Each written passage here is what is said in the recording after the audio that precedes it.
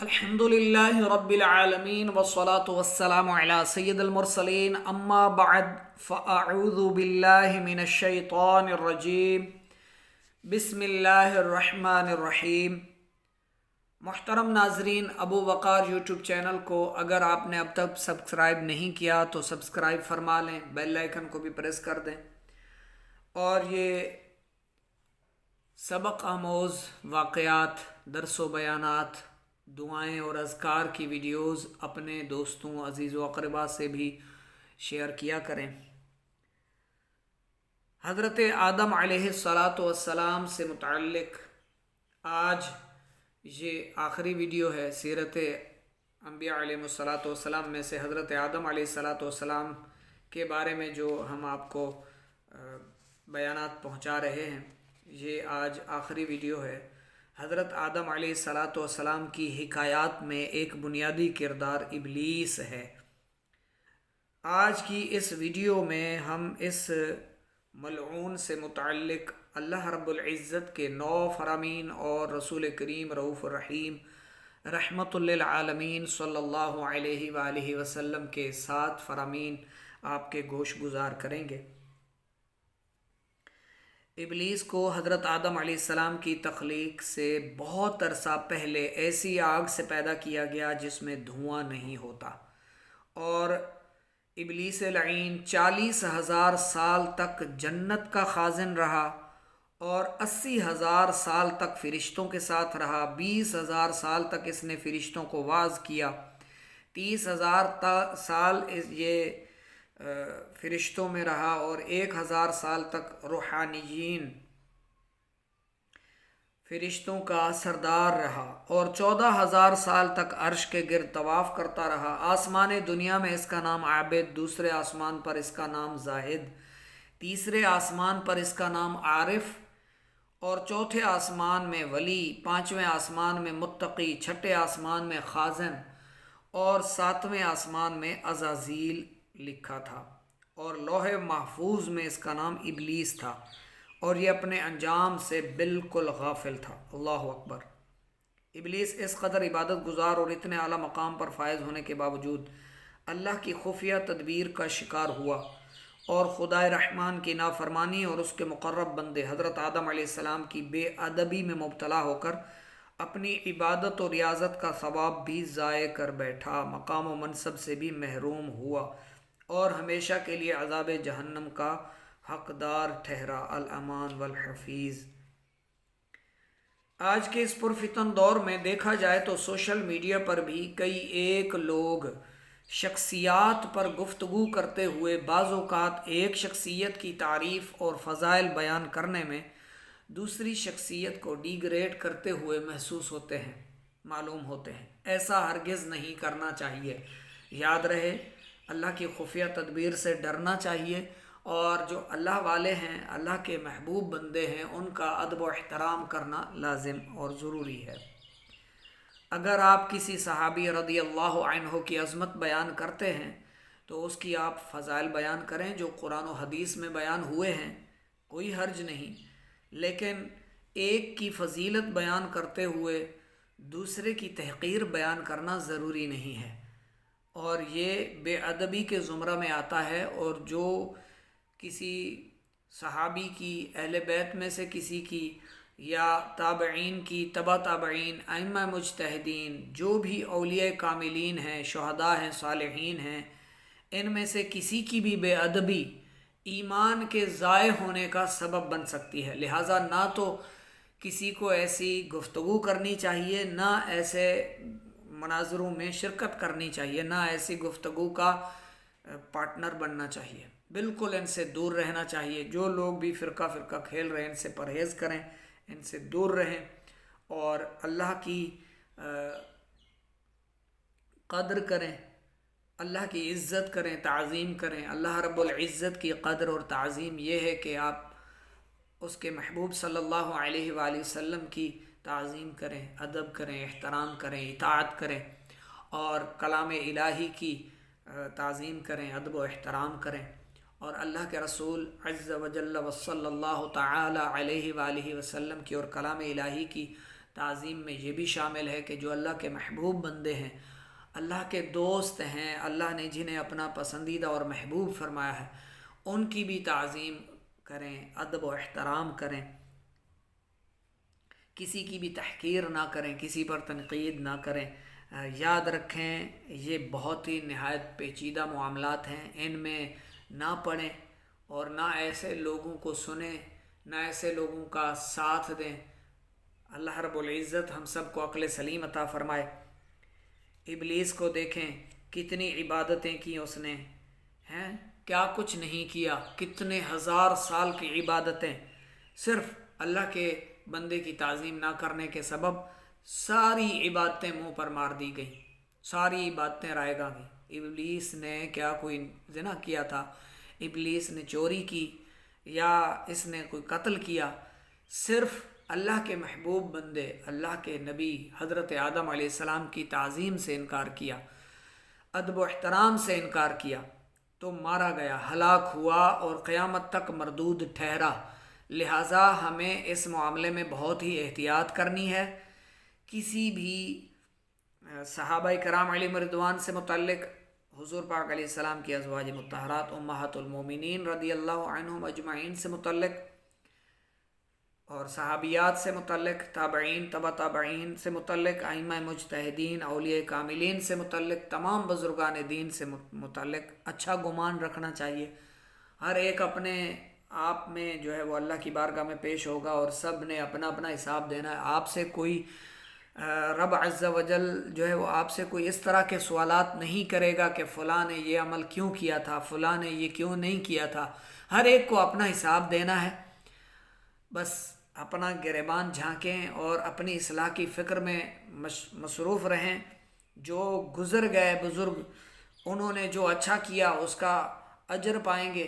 اور جو انہوں نے اچھا نہیں کیا اس سے متعلق جو فیصلہ کرنا ہے وہ رب عز و جل نے کرنا ہے۔ اگر کسی نے کچھ جو ہے وہ اللہ کی نافرمانی کی ہے تو اس کا معاملہ اور اللہ کا معاملہ ہے آپس میں۔ ہمیں نہیں حق بنتا کہ ہم کسی کو جو ہے وہ کسی کا موازنہ کریں، کسی کو ناپیں تولیں، کون کیا ہے، کون کیا تھا، کون کیوں یوں تھا، کیوں اس نے یوں کیا، اس نے یوں کیا، تو یہ ہمارا حق نہیں ہے۔ لہٰذا ابلیس مردود کی جو ایک زندگی ہے اسے سن سمجھ کر ہمیں درس عبرت حاصل کرنا چاہیے، اور عجزی و انکساری کے ساتھ اللہ کی بارگاہ میں رجوع لانا چاہیے، اور انتہائی سادگی اور عاجزی کے ساتھ اپنی زندگی اللہ کے احکامات میں گزارنی چاہیے، اور اس کے رسول صلی اللہ علیہ وآلہ وسلم کی اطاعت کے مطابق زندگی گزارنی چاہیے۔ قرآن و سنت کے مطابق زندگی گزاریں گے تو انشاءاللہ ہماری دنیا و آخرت سنور جائے گی۔ اور اگر ہم اس فتنے فساد کے دور میں شخصیات کو لے کر بیٹھیں گے اور شخصیات پر جو ہے وہ ایک دوسرے سے مناظرے کریں گے، بحثیں کریں گے، تو اس طرح پھر یہ فتنہ ہے پھیلتا رہے گا۔ لہٰذا آپ میں سے کسی سے بھی، آپ میں سے، ہم میں سے کسی سے بھی یہ سوال نہیں ہوگا کہ فلاں نے یوں کیوں عمل کیا، فلاں نے یہ کیوں یوں کہا، یہ عمل کیوں نہیں کیا۔ یہ سب اللہ کے بندے ہیں اور اللہ نے ان سے پرسش کرنی ہے۔ آپ سے بھی اللہ پوچھنے والا ہے، پوچھے گا، آپ سے بھی حساب لے گا۔ ہر نعمت جو آپ کو اللہ نے دی ہے اس کے بارے میں آپ سے پرسش ہوگی، ان سے ان کے اعمال کے بارے میں پرسش ہوگی، پوچھا جائے گا۔ تو آج سوشل میڈیا پر دیکھیں تو بس چل ہی یہی رہا ہے، کوئی کسی شخصیات کو ثابت کرنے میں ہے، کوئی کسی شخصیات کے جو ہے وہ عیب اور ان کی جو ہے وہ ان پر تہمتیں لگانے میں مصروف ہے۔ العیاذ باللہ تعالی۔ اللہ رب العزت ہمیں اور ہمارے ایمان اور اعتقاد اور ہمارے آنے والی نسلوں کے ایمان کو محفوظ فرمائے، فتنے فساد سے محفوظ رکھے، اور تمام شیطانی افعال و اعمال سے، نفس و شیطان کے مکر و فریب سے ہماری حفاظت فرمائے۔ ابلیس کا جو دنیاوی انجام ہوا وہ آپ سب کے سامنے ہے کہ اللہ رب العزت نے اسے اپنی بارگاہ سے ذلیل و رسوا کر کے نکال دیا، خود بھی اس پر لعنت فرمائی، اور قیامت تک کے لیے مخلوق کی لعنت کا طوق بھی اس کے گلے میں ڈال دیا، اور آخرت میں بھی اس کے لیے جہنم ہے۔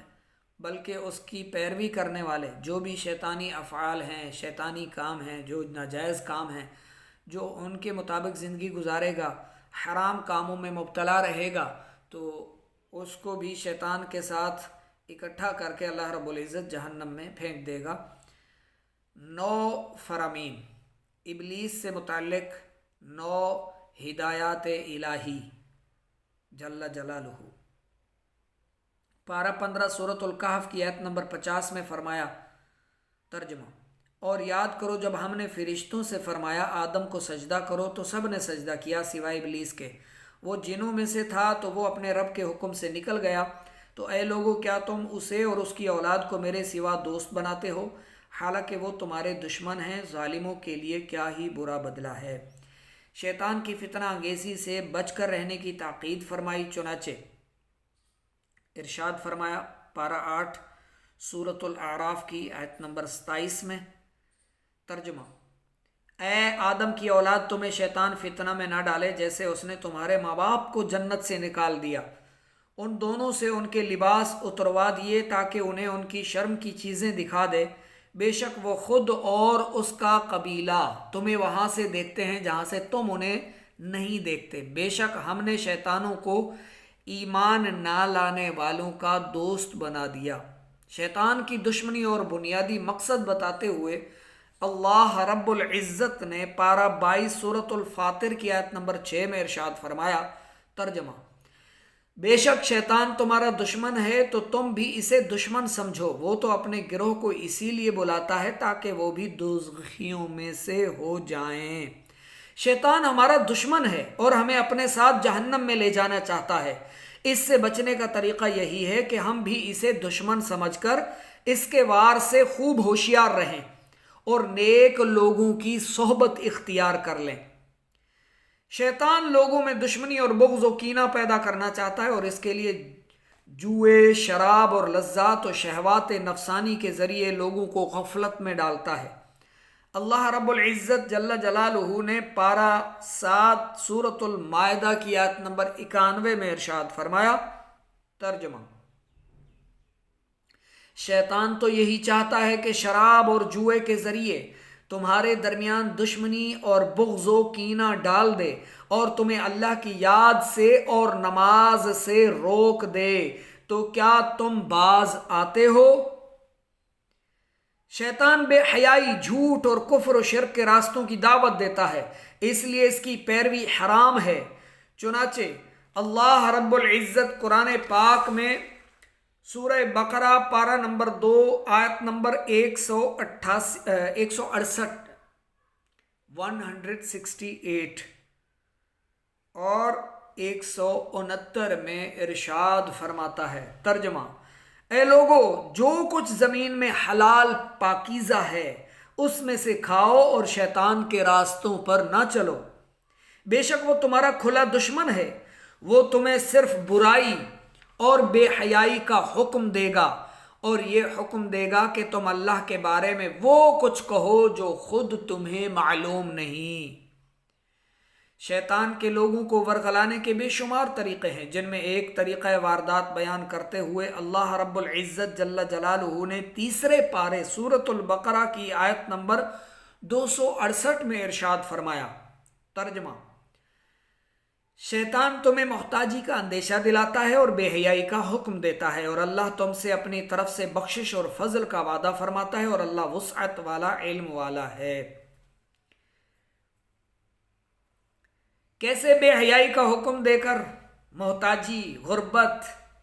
کا اندیشہ دلا کر شیطان نے آج کے دور میں کتنی عورتوں کو سوشل میڈیا پر ڈال دیا ہے، پھینک دیا ہے شیطان مردود نے، اور یہ پیسوں کے لالچ میں، پیسے اور شہرت کے لالچ میں شیطان کے دیے ہوئے بے حیائی کے حکم کو قبول کر کے، قبل تو کہہ کر، سنیک ایپ پر ویڈیو بنا رہی ہیں، مختلف ایپ پر چیٹ کر رہی ہیں، فون کالز کے ذریعے نامحرم مردوں سے بات چیت گپ شپ کر رہی ہیں، صرف کیا ہے، کس لیے؟ پیسوں کے لیے، محتاجی دور کرنے کے لیے۔ پیسہ آئے، پیسہ لاکھوں کروڑوں آ جائیں تب بھی یہ کام پھر ان سے چھوٹے گا نہیں، چاہے ٹک ٹاک ہو، فیس بک ہو، یوٹیوب ہو، جس پر بھی عورتیں منظر عام پر آ گئی ہے نا پیسوں کی خاطر اور شہرت کی خاطر، بس انہوں نے اپنی دنیا بھی خراب کر دی۔ کتنے مسلمان ان پر لعنت بھیجتے ہیں، ظاہر ہے اللہ اور اس کے رسول کی بھی لعنت ہے بے پردہ عورتوں پر۔ جب تک وہ باہر رہتی ہے شیطان اس سے خوش ہوتا ہے۔ اب وہ چار دیواری سے باہر رہتی تھی، اب چار دیواری کے اندر بیٹھ کر اگر وہ ٹچ موبائل کے ذریعے، اسکرین کے ذریعے کروڑوں لوگ اس کو دیکھتے ہیں، کفار بھی دیکھ رہے ہیں، غیر مسلم بھی دیکھ رہے ہیں اس کو، اور سب سے بڑے مجرم وہ لوگ بھی ہیں جو انہیں کیوٹ، آسم، گڈ، نائس وغیرہ کے کمنٹ کر کے ان کی حوصلہ افزائی کرتے ہیں، وہ بھی ان کے برابر کے مجرم ہیں جو گناہوں پر انہیں داد دیتے ہیں، حرام کاموں پر ان کی حوصلہ افزائی کرتے ہیں۔ حالانکہ ایک کامل مومن کو، مسلمان کو ان عورتوں کی حوصلہ شکنی کرنی چاہیے تھی، جو مسلم خواتین، مسلمان عورتیں پوری دنیا میں، پورے معاشرے میں یہ تاثر پیدا کرنے کی سازش میں مبتلا ہیں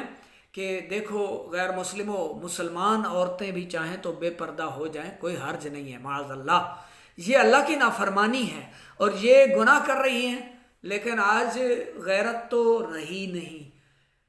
اور حیا کا تو کوئی عطا پتہ نہیں ایسے لوگوں میں۔ جو بھائی جو ہے وہ اپنی بہن کی ویڈیو بنا رہا ہوتا ہے، شوہر اپنی بیگم کی، بیوی کی ویڈیو بنا رہا ہے، سب کو دکھا رہا ہے، لو جی دیکھو میری زوجہ کو بھی دیکھ لو، یہ تمہاری بھابھی ہے۔ تو دیور اور بھابھی جو سگے ہیں ان کا پردہ ہے شریعت نے۔ قرآن پڑھیں آپ، سورہ نور پڑھیں آپ، قرآن پاک میں آپ دیگر آیات بھی ہیں انہیں پڑھیں، سورۃ النساء کو پڑھیں، سورۃ المائدہ کو پورا پڑھ لیں آپ ایک بار۔ لیکن کیا ہے؟ صرف پیسے کی ہوس، شہرت کی لالچ، شہرت کہ ہمارا دنیا میں نام ہوگا اور پیسے آئیں گے۔ اور جو عورتیں دیگر ایپس پر لوگوں سے چیٹ کرتی ہیں، بات چیت کرتی ہیں، گپ شپ لگاتی ہیں، پھر ان سے پیسے اینٹتی ہیں، پیسے منگواتی ہیں، اور یہ دبئی، سعودیہ، Oman, Qatar, Muscat, Kuwait, England, U K, America, برطانیہ، کینیڈا، فرانس، جہاں بھی، اٹلی، جرمن، جہاں جہاں جس ملک میں، کنٹری میں رہ رہے ہیں ویلے، اور پھر وہاں سے وہ ان سے رابطہ کرتے ہیں، جب وہ عورتوں سے پھر یہ پیسے منگواتے ہیں اور دیتے ہیں ان کو پیسے، اور ساری کمائی انہی پر خرچ کر رہے ہیں اور اللہ رب العزت کی بارگاہ میں مردود ہو رہے ہیں اور جہنم کے انگارے اپنی قبروں میں جمع کر رہے ہیں۔ تو اللہ رب العزت جل جلالہ ہم سب کو عقل سلیم عطا فرمائے۔ ایسے لوگ جو گناہ کا کام کریں ان کی حوصلہ افزائی کرنا گناہ ہے، حوصلہ شکنی کرنا یہ درست ہے۔ پہلے تو آپ اس کو اچھے الفاظ میں، اچھے انداز میں سمجھائیں، اور جو صاحب منصب لوگ ہیں، جیسے حکمران ہیں، حکومتیں ہیں، صاحب اقتدار لوگ ہیں، یہ سختی کریں، ایسے قوانین بنائیں، کیونکہ مسلمان کے لیے بے حیائی جو ہے نا، اس کی کوئی جگہ نہیں ہے اسلام کے اندر، بے حیائی کی کوئی گنجائش کی جگہ نہیں ہے،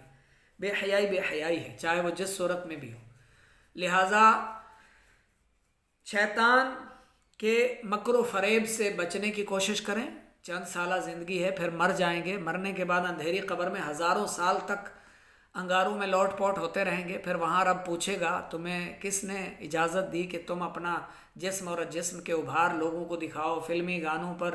تھر تھراؤ اور اچھل کود کرو، ناچو؟ تو ظاہر ہے یہ سب گناہوں بھرے کام ہیں، تو اس کی سزا بھی تو ہے نا، قرآن و حدیث میں موجود ہے، قبر و آخرت میں عذاب جو وارد ہونا ہے۔ اللہ رب العزت مسلمان مردوں کو شرم و حیا دے، غیرت ایمانی دے کہ وہ اپنی محارم عورتوں کو سمجھائیں، اور عورتوں کو، خواتین کو اللہ رب العزت عقل سلیم عطا فرمائے کہ وہ پیسوں کے لیے صرف، یا شہرت کے لیے، دنیاوی شہرت، جاہ و مرتبے کے لیے بے حیائی سے کام نہ لیں،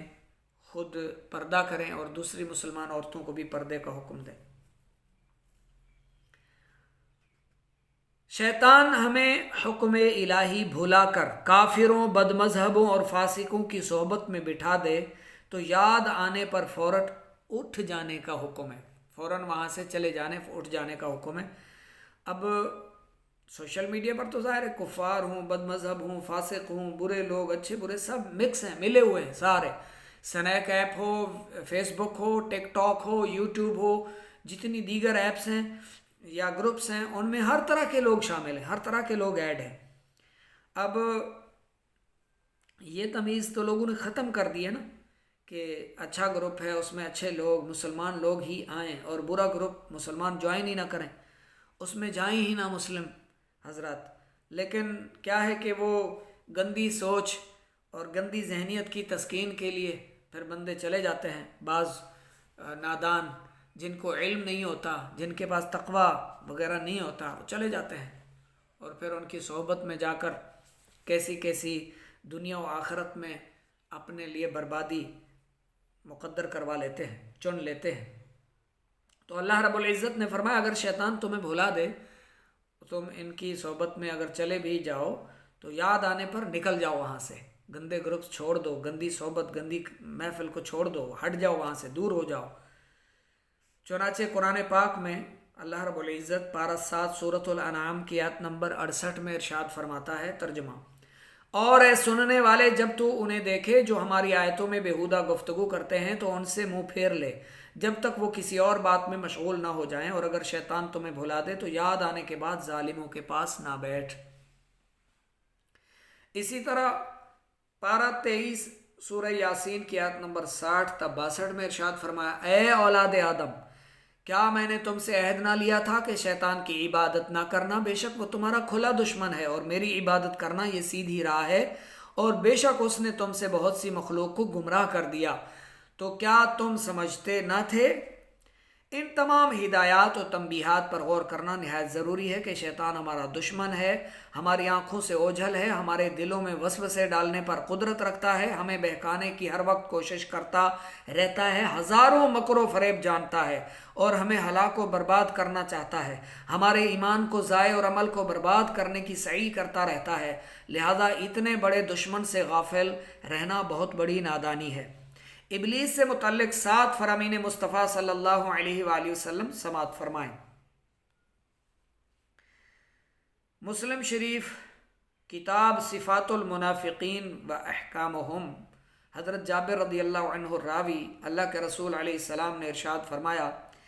ابلیس اپنا تخت پانی پر بچھاتا ہے، پھر وہ اپنے مختلف لشکر لوگوں میں فتنہ ڈالنے کے لیے بھیجتا ہے، اس کے نزدیک وہ لشکری سب سے بڑے درجے کا ہوتا ہے جو سب سے زیادہ فتنہ ڈالتا ہے۔ ان میں سے ایک آ کر کہتا ہے میں نے فلاں کام کیا، ابلیس کہتا ہے تم نے کچھ نہیں کیا۔ پھر ایک اور آ کر کہتا ہے میں نے فلاں شخص کو اس وقت چھوڑا جب اس کے اور اس کی بیوی کے درمیان طلاق کے ذریعے جدائی کروا دی، تو ابلیس اسے اپنے قریب کر کے کہتا ہے تو بہت اچھا ہے۔ ایک دوسری حدیث مستدرک حاکم کی ہے، کتاب البیوع ہے، اور حدیث نمبر ہے 2268۔ راوی ہیں حضرت عبداللہ بن مسعود رضی اللہ عنہ۔ نبی کریم صلی اللہ علیہ وآلہ وسلم نے ارشاد فرمایا، ابلیس سرزمین عرب میں بتوں کی پوجا سے مایوس ہو چکا، لیکن عن قریب وہ اس سے کم تر کاموں پر وہ تم سے خوش ہو جائے گا، اور وہ کام ہلاکت میں ڈالنے والے ہیں، لہٰذا جس قدر ہو سکے ظلم سے بچو، کیونکہ بندہ قیامت کے دن بے شمار نیکیاں لائے گا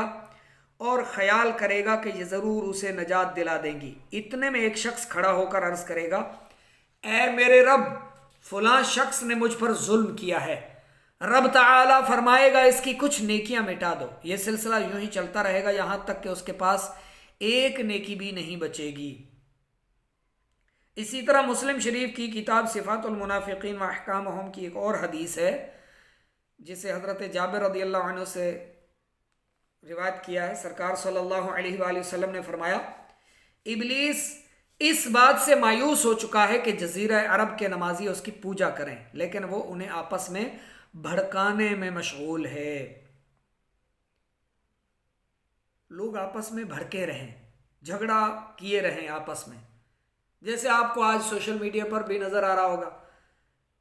وہ ایک دوسرے کو شریک سمجھتے ہیں، اور شریکو اور شریکا، یہ قوم وہ قوم، اس طرح قومی جھگڑے، اور کسی کے مونچھیں چھوٹی بڑی ہونے پر جھگڑے، کسی کے ایک دوسرے کو گالی گلوچ دینے پر جھگڑے، یعنی شیطان مسلمانوں کو آپس میں لڑانے بھیڑانے کی کوشش میں مشغول ہے۔ اس کی چالوں کو سمجھیں، مسلمان آپس میں محبت کریں، ایک دوسرے سے لڑائی جھگڑے سے پرہیز کریں۔ ایک اور حدیث ہے، یہ بھی مسلم شریف کی ہے، کتاب السلام میں ہے، یہ مسلم شریف کی حدیث۔ حضرت انس رضی اللہ عنہ راوی ہے، نبی کریم صلی اللہ علیہ وآلہ وسلم نے فرمایا شیطان انسان کی رگوں میں خون کی طرح دوڑتا ہے۔ ایک اور حدیث بخاری شریف کی ہے اور وہ حضرت ابو ہریرہ رضی اللہ تعالیٰ عنہ سے مروی ہے، سرکار صلی اللہ علیہ وآلہ وسلم نے فرمایا تم میں سے کسی کے پاس شیطان آتا ہے اور اس سے کہتا ہے فلاں چیز کس نے پیدا کی، فلاں چیز کس نے پیدا کی، یہاں تک کہ کہتا ہے تمہارے رب کو کس نے پیدا کیا۔ جب وہ اس حد کو پہنچے تو اعوذ باللہ پڑھ لو اور اس کے بارے میں سوچنے سے باز رہو۔ ایک اور حدیث ہے نسائی کتاب الجہاد، حضرت سبرہ بن ابو وفا، حضرت سبرہ بن ابو وفا رضی اللہ تعالیٰ عنہ راوی ہیں اس کے، سرکار مدینہ منورہ صلی اللہ علیہ وآلہ وسلم نے فرمایا شیطان ابن آدم کے تمام راستوں میں بیٹھ جاتا، اسے سلام کے راستے سے بہکانے کی کوشش کرتا اور کہتا ہے کہ کیا تم اسلام قبول کرو گے اور اپنے باپ دادا کے دین کو چھوڑ دو گے؟ لیکن وہ شخص شیطان کی بات نہیں مانتا اور اسلام قبول کر لیتا ہے تو پھر اس کو ہجرت کرنے کے راستے سے ورغلانے کی کوشش کرتا ہے اور کہتا ہے کہ کیا تم ہجرت کرو گے اور اپنے وطن کی زمین اور آسمان چھوڑ دو گے؟ حالانکہ مہاجر کی مثال تو کھونٹے سے بندھے ہوئے اس گھوڑے کی طرح ہے جو ادھر سے ادھر بھاگ رہا ہو اور اس کھونٹے کی حدود سے نکل نہ سکتا ہو۔ مراد یہ کہ شیطان مہاجر کو ایک بے کس و بے بس کی شکل میں پیش کر کے آدمی کو بہکاتا ہے، لیکن اگر وہ شخص اس کی بات نہیں مانتا اور ہجرت کر لیتا ہے تو شیطان اس کے جہاد کے راستے میں بیٹھ جاتا ہے۔ وہ اس شخص سے کہتا ہے کہ کیا تم جہاد کرو گے اور یہ اپنی جان اور مال کو آزمائش میں ڈالنا ہے، اور اگر تم جہاد کے دوران مارے گئے تو تمہاری بیوی کسی اور شخص سے نکاح کر لے گی اور تمہارا مال تقسیم کر دیا جائے گا۔ لیکن وہ شخص پھر بھی شیطان کی بات نہیں مانتا اور جہاد کرنے چلا جاتا ہے۔ اللہ کے رسول صلی اللہ علیہ وآلہ وسلم نے فرمایا سو جس شخص نے ایسا کیا تو اللہ کے ذمہ کرم پر یہ حق ہے کہ وہ اسے جنت میں داخل کر دے، اور جو مسلمان قتل کیا گیا تو اسے جنت میں داخل کرنا اللہ کے ذمہ کرم پر ہے، اور جو مسلمان غرق ہو گیا تو اسے جنت میں داخل کرنا اللہ کے ذمہ کرم پر ہے، اور جس مسلمان کو اس کی سواری نے ہلاک کر دیا تو اسے جنت میں داخل کرنا اللہ کے ذمہ کرم پر ہے۔ ایک اور حدیث مسلم شریف کی کتاب الایمان باب سے حضرت ابو ہریرہ رضی اللہ عنہ سے روایت ہے کہ اللہ کے رسول صلی اللہ علیہ وآلہ وسلم نے فرمایا جب ابن آدم آیت سجدہ پڑھ کر سجدہ کرتا ہے تو شیطان ہٹ جاتا ہے اور رو کر کہتا ہے ہائے میری بربادی، ابن آدم کو سجدے کا حکم دیا گیا تو اس نے سجدہ کیا، لہٰذا اس کے لیے جنت ہے، اور مجھے سجدہ کرنے کا حکم دیا گیا تو میں نے انکار کیا، اب میرے لیے دوزخ ہے۔ سجدہ تلاوت سجدہ نماز کے علاوہ ہے، اور شیطان نے جس سجدے کا انکار کیا تھا وہ بھی سجدہ نماز کے علاوہ تھا، اس لیے اسے یہ سجدہ دیکھ کر حسرت ہوتی ہے۔ آیت سجدہ پڑھنے یا سننے پر سجدہ تلاوت کرنا واجب ہے۔ اس کا کوئی مخصوص طریقہ، جیسے بعض لوگ سوالات کر کے پوچھ رہے ہوتے ہیں، کھڑے کھڑے یا بیٹھے بیٹھے ہی قبلہ رخ تلاوت قرآن پاک کی وہ جو آیت آپ نے پڑھی، اس آیت میں جو سجدہ کا حکم ہے اس کی نیت کرتے ہوئے اللہ اکبر کہتے ہوئے سجدے میں جائیں، 3 بار تسبیح پڑھیں سبحان ربی الاعلی، پھر اللہ اکبر کہتے ہوئے اٹھ جائیں، یہ سجدہ تلاوت ہو گیا۔ ہر مسلمان کو چاہیے کہ وہ شیطان مردود سے اللہ کی پناہ طلب کرتا رہے اور اس میں کسی طرح سستی اور غفلت کا مظاہرہ نہ کرے۔ حدیث پاک میں ہے نبی کریم صلی اللہ علیہ وآلہ وسلم نے ارشاد فرمایا شیطان سے پناہ مانگنے میں غفلت نہ کرو، کیونکہ تم اگرچہ اسے دیکھ نہیں رہے لیکن وہ تم سے غافل نہیں۔ آخر میں شیطان سے حفاظت کی ایک دعا بھی ملاحظہ ہو، چنانچہ حضرت جندب رضی اللہ عنہ سے روایت ہے اللہ کے رسول صلی اللہ علیہ وآلہ وسلم نے فرمایا تم میں سے جو شخص رات کے وقت اپنے بستر پر جائے تو یہ کہہ لیا کرے بسم اللہ اعوذ باللہ من الشیطان الرجیم۔ درس و نصیحت، ابلیس کے حالات و واقعات میں ہمارے لیے یہ نصیحت ہے کہ عبادت و ریاضت کی بدولت خود کو اعلیٰ مقام پر فائز سمجھنے کی بجائے بارگاہ الہی میں عاجزی و انکساری کرتے رہیں اور اس کی خفیہ تدبیر سے ہر دم خوف زدہ رہیں۔ نیز ابلیس سے متعلق دی گئی ہدایات الہی پر عمل پیرا ہوتے ہوئے اسے اپنا دشمن سمجھیں، اس کے وسوسوں سے بچیں، شرم و حیا کریں اور اس مردود سے اللہ رب العزت کی پناہ مانگتے رہیں۔ اے اللہ اپنے پیارے بندے حضرت آدم علیہ السلام پر اور تمام انبیاء کرام علیہ الصلاۃ والسلام پر بے شمار درود السلام اور برکتیں اور رحمتیں نازل فرما، اور ہمیں اور جو ہماری اس درس و بیان کو سن کر آمین کہنے والے ہیں سب پر اپنی رحمتیں نازل فرما۔ ہم سب کو شیاطین سے، شیطان سے، نفس و شیاطین کے مکر و فریب سے، ہیلے بہانوں سے پناہ نصیب فرما، ہمیشہ کے لیے پناہ، اور ہماری آنے والی نسلوں کو بھی پناہ عطا فرما، ایسی پناہ کہ کبھی بھی شیطان ہم پر حاوی نہ ہو اور ہم ہمیشہ نیک بنے رہیں اور صراط مستقیم پر رہیں اور تیرے محبوب بندے بن کر جئیں، تیری خاطر جئیں اور تیری خاطر مریں اور دین کی خدمت کرتے رہیں۔ آمین